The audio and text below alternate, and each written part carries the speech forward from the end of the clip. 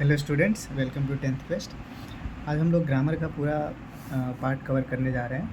तो पूरा शुरुआत से शुरू करेंगे from the scratch. So today we are going to see what is parts of speech, और पार्ट्स ऑफ स्पीच के अंदर में कितने इसके पार्ट्स आते हैं। तो आज मैं बस ओवरव्यू बताऊंगा, और अगर आप लोगों को वीडियो अच्छी लगी तो कमेंट कर देना, और मैं सारे एक एक का पूरे 8 पार्ट्स ऑफ स्पीच का अलग अलग वीडियो बना के डाल दूँगा ताकि आप लोग को समझने में आसानी हो। तो what is parts of speech? तो a part of speech is a group of words belongs to based on the job it does in a sentence, naming like something, doing or doing something, joining ideas। तो मैं आपको यहाँ पे लिख देता हूँ what is parts of speech ताकि आपको अच्छे से और समझ आए। तो part of speech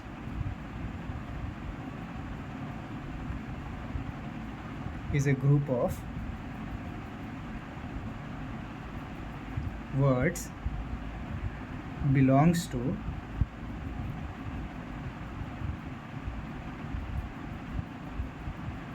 based on the job it does in a sentence।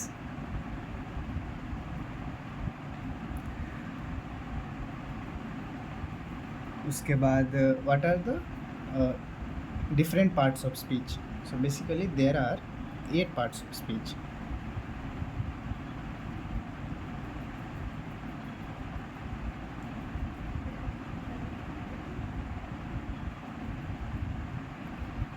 तो आप लोगों को पता होगा, जैसे ये 8 पार्ट्स ऑफ स्पीच का नाम क्या क्या होता है। पहला है नाउन,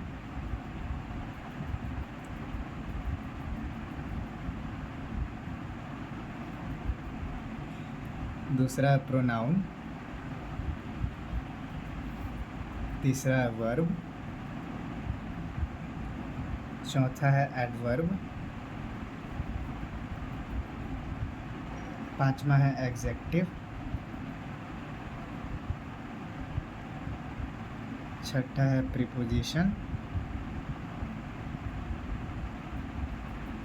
सातवां है कंजक्शन और आठवां है इंटरजेक्शन।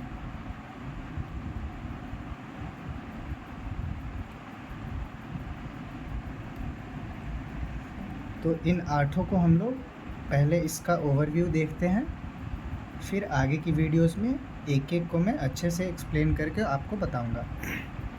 तो पहले हम लोग नाउन के बारे में जानते हैं। What is noun? तो इसका सिंपल डेफिनेशन होता है कि noun is the naming words. जैसे हम लोग पढ़े हैं बचपन में, या फिर आप जानते होइएगा कि नाउन का बहुत आसान सा डेफिनेशन होता है। Nouns are the naming words. जिस किसी का भी हम लोग नाम रख सकते हैं उसे नाउन कहते हैं। तो सिंपल एग्जांपल, जैसे कि आपका जो खुद का नाम है उसे भी नाउन बोलते हैं। स्कूल हो गया, कुत्ता हो गया, बिल्ली हो गया, ये सब नाउन के अंदर आता है। जितने भी नेमिंग वर्ड्स है, प्लेस, थिंग और आइडिया, वो सारे नाउन के अंदर आते हैं। तो वी कैन से कि noun is a naming word. और एग्जाम्पल में हो गया school, cat, dog, bottle, shoes. ठीक है। उसके बाद नेक्स्ट है प्रोनाउन।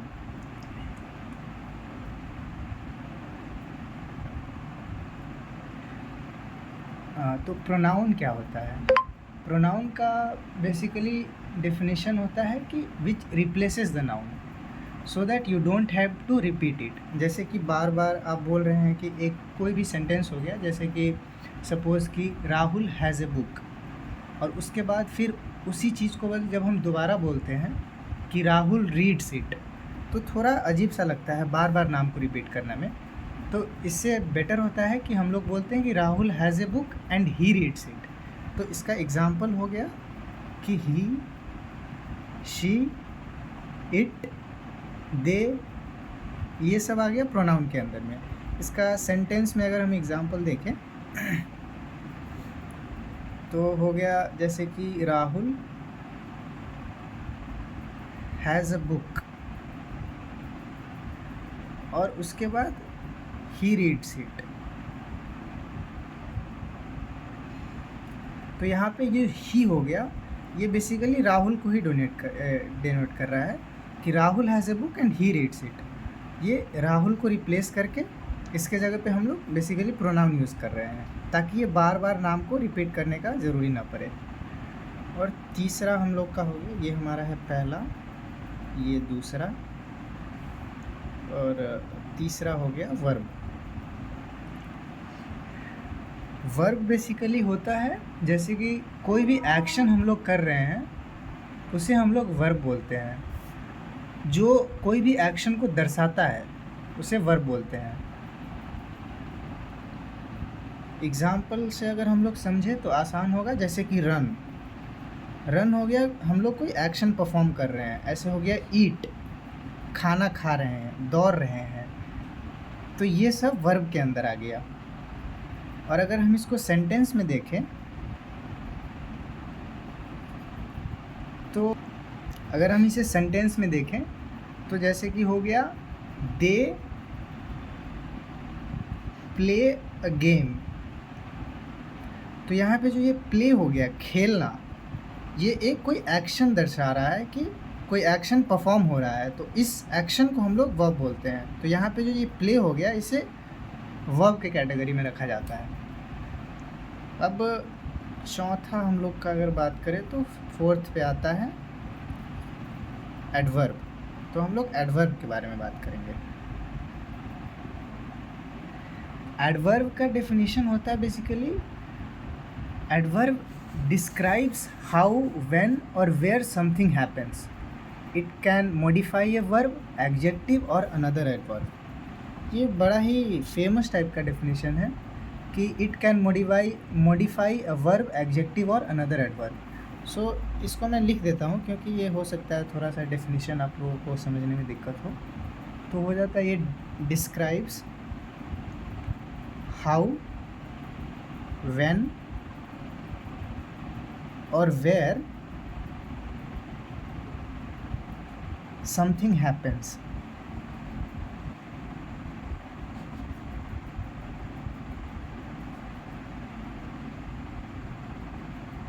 और अगर ये नहीं लिखना है तो आप यहाँ से भी स्टार्ट कर सकते हैं कि इट कैन मॉडिफाई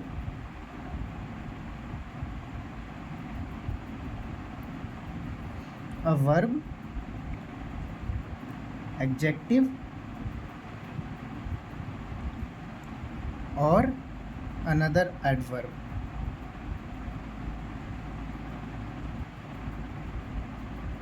तो अगर हम इसको एग्जाम्पल के थ्रू समझे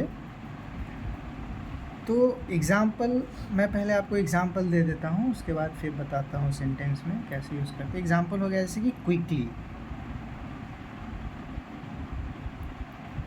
वेरी और yesterday। अगर हम इसको सेंटेंस में देखें तो सपोज राम रन्स फास्ट। तो यहाँ पे जो ये रन्स है ये हमारा वर्ब है, और ये वर्ब को दर्शा रहा है कि how Ram is running, Ram दौड़ कैसे रहा है। तो राम तेज़ दौड़ रहा है। तो ये जो मॉडिफाई कर रहा है वर्ब को, उसी को हम लोग एक्चुअली एडवर्ब बोलते हैं। ये बेसिकली जो दौड़ है, राम जो दौड़ रहा है तो दौड़ कैसे रहा है, धीरे दौड़ रहा है, तेज़ दौड़ रहा है, तो तेज़ दौड़ रहा है। तो ये हमारा एडवर्ब हो गया फास्ट। तो एडवर्ब जैसे कि हम लोगों ने प्रीवियस पेज में डिस्कस किया था कि राम रन्स फास्ट, कैसे दौड़ रहा है, तो बहुत तेज़ दौड़ रहा है। और दूसरा एग्जाम्पल हम लोग देखें, अगर हम लोग दूसरा एग्जाम्पल देखें तो हो गया क्विकली, जैसे कि देव ईट्स क्विकली। तो इसमें जो क्विकली है वो एडवर्ब को दर्शा रहा है और जो ईट्स है वो वर्ब है। तो ये दोनों एक तरह से इंटरकनेक्टेड है और मतलब बेसिकली ये रिलेशन शो कर रहा है कि अगर कोई एक्शन परफॉर्म हो रहा है तो परफॉर्म हो कैसे रहा है।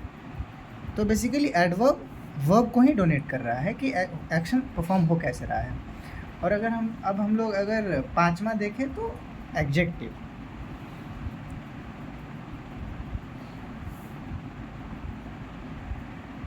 Adjective basically describes a noun. Adjective describes a noun.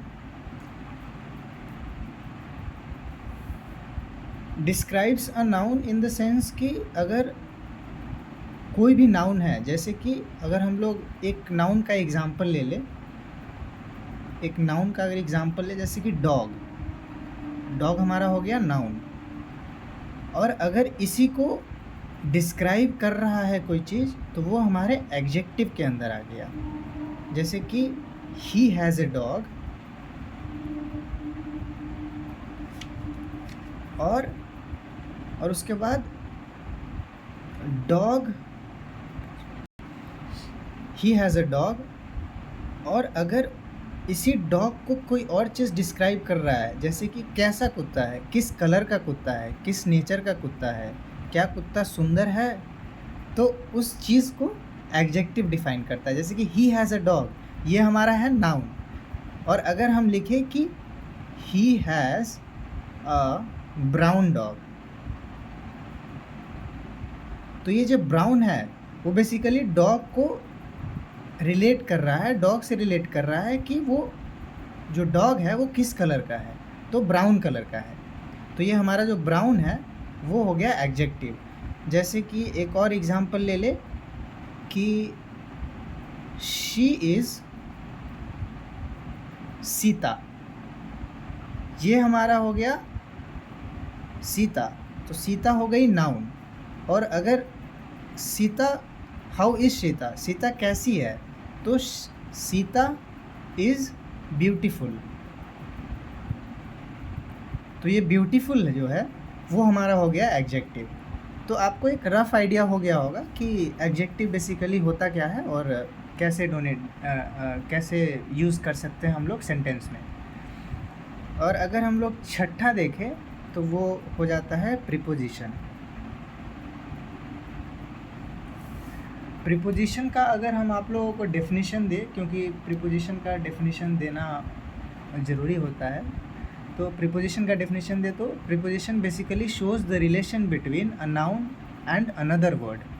तो मैं लिख देता हूँ कि it shows a relation between noun और अनदर वर्ड।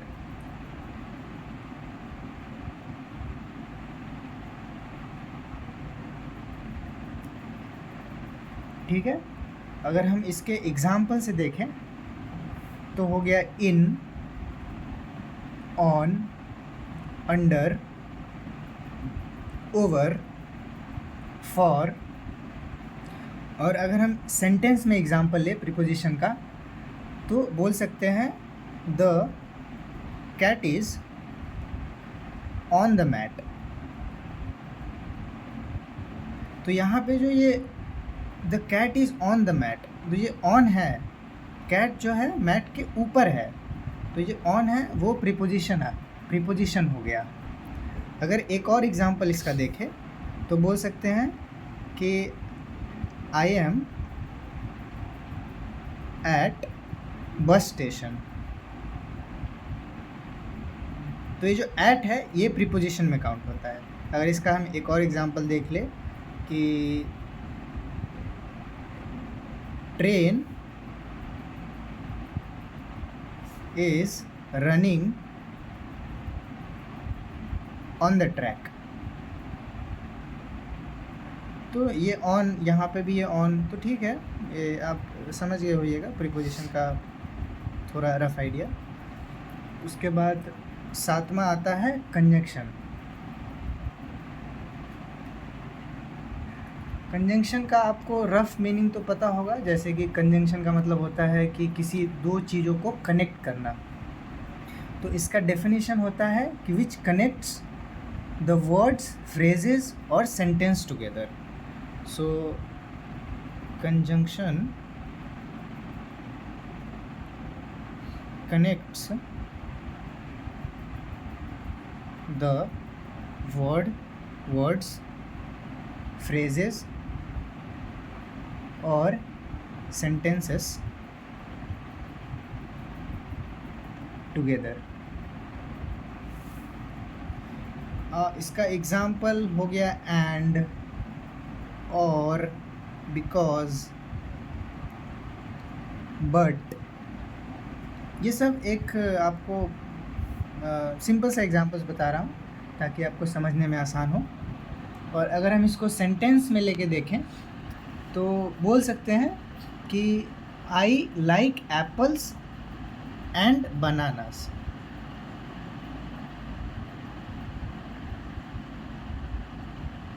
एंड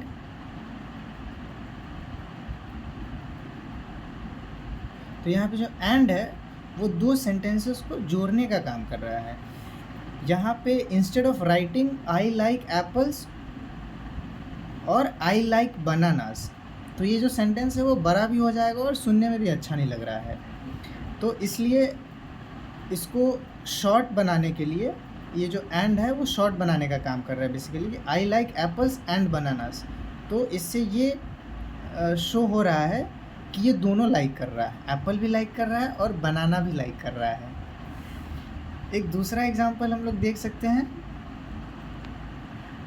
अगर हम बिकॉज को लेके देखें सेंटेंस में तो इसको लिख सकते हैं कि आई लाइक टू बी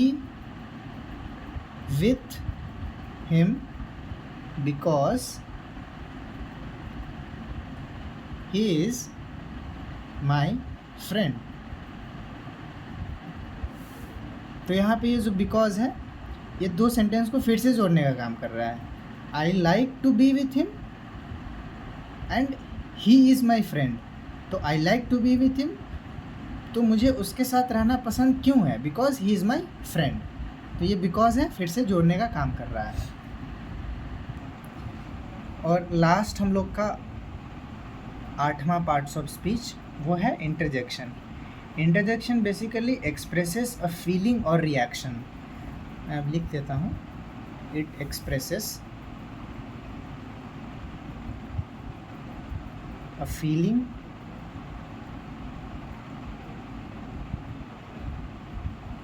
और रिएक्शन। एग्जाम्पल्स में अगर देखें तो वो हो गया यस, वाओ, आउच, हे। और अगर हम इसको सेंटेंस में ले तो अगर सेंटेंस में अगर इसको ले तो वी कैन से कि वाओ, दैट्स अमेजिंग।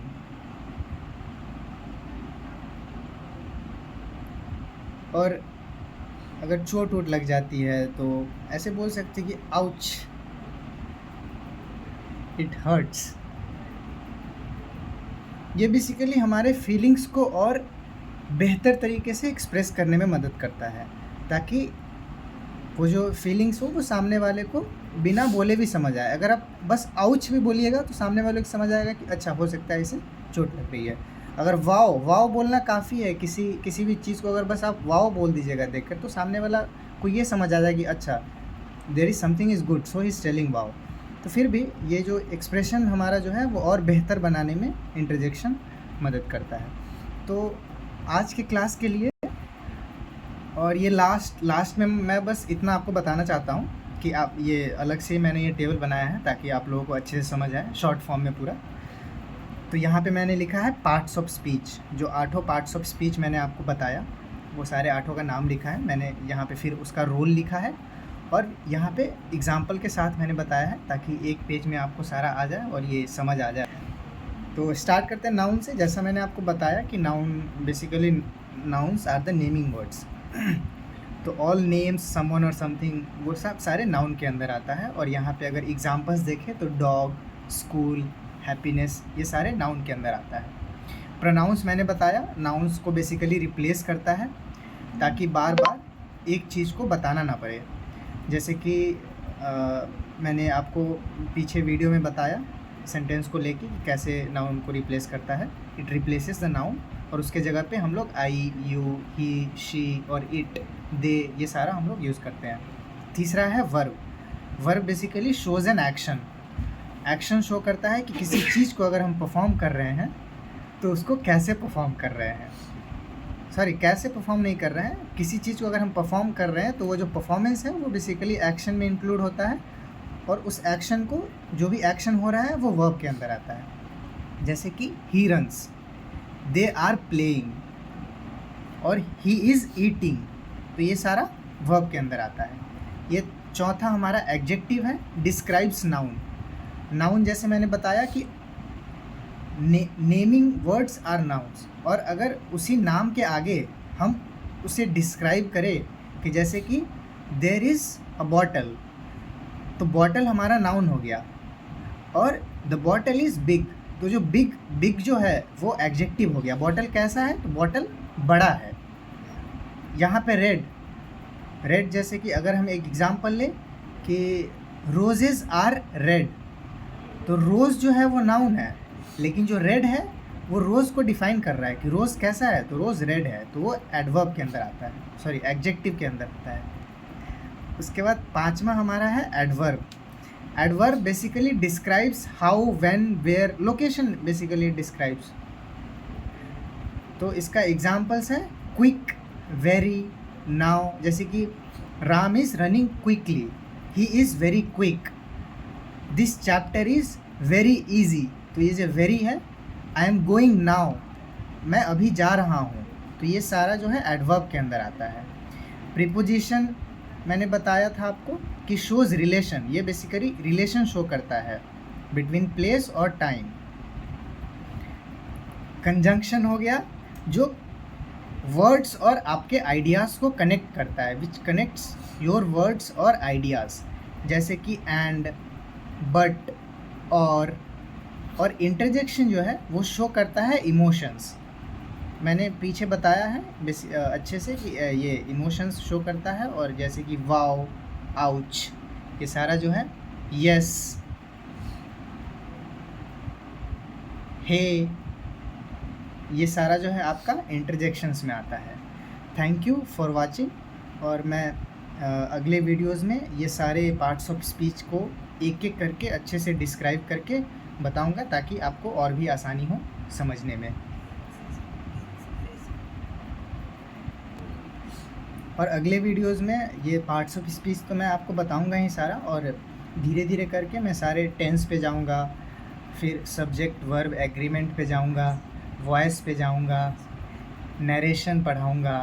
तो ये धीरे धीरे सारे वीडियोस आएंगे। अगर कोई डाउट हो या फिर ग्रामर से रिलेटेड कोई और भी चैप्टर्स आपको लगता है कि डिफ़िकल्ट है, तो आप कमेंट कर दीजिए ताकि मैं वो उस चैप्टर को आपको पढ़ा पाऊँ। Thank you for watching.